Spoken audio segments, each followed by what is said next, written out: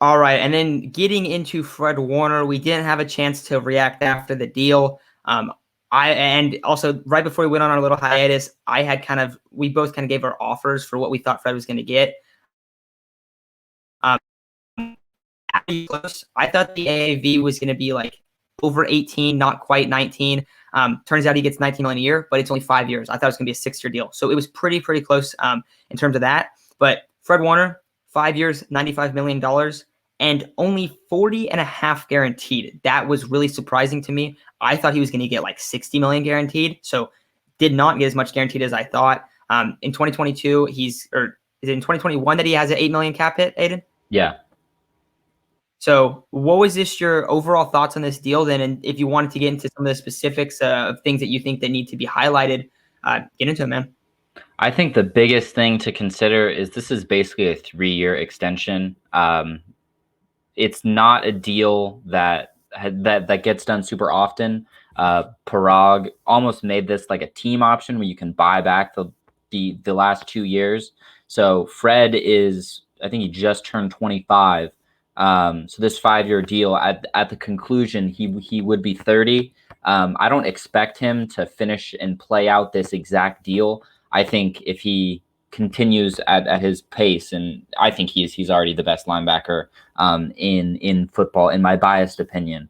But if he stays healthy and continues on the pace, I think he'll come into his age 28, 29 season in 2024, 2025. And he'll get another huge deal after this TV money comes in.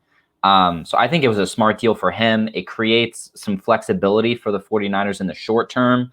And I think that the biggest thing for them is seeing how much Lance is going to eventually cost, because we both think that he's going to be really good. And after this TV money comes in, I don't think it's outlandish to say that Lance will get 45 to 50 million, and that will be the going rate for the quarterback. Lamar is going to get near that. Mahomes already has that. So I think that will be the going rate in 2-3 years.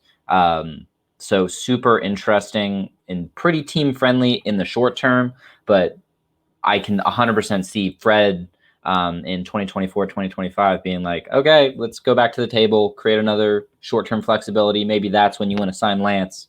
But he's a guy that I think wants to be a 49er for the rest of his career. And he's a guy that said after the end of the season last year that this is the only losing season that he's going to be a part of.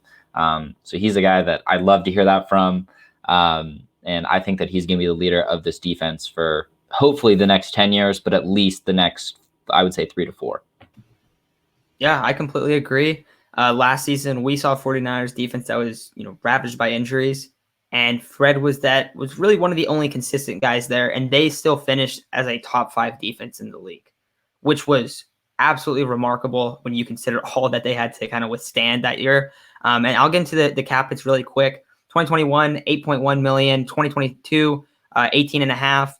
2024, 22.1. Sorry, that was 2023. 2024 is 24 and a half. And then 2025 is about 22 million.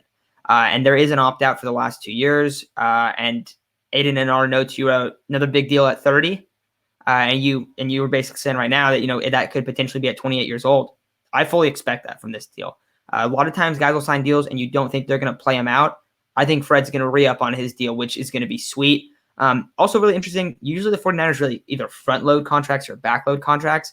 They didn't really do that. It kind of like goes up and then goes down a little bit. But you brought up Trey Lance, and that's the quarterback room. Of course, we still got to wait to see him on the field, but if everything pans out, I think you're right where his deal would be about about $45 to $50 million a year. So that's definitely huge on that front.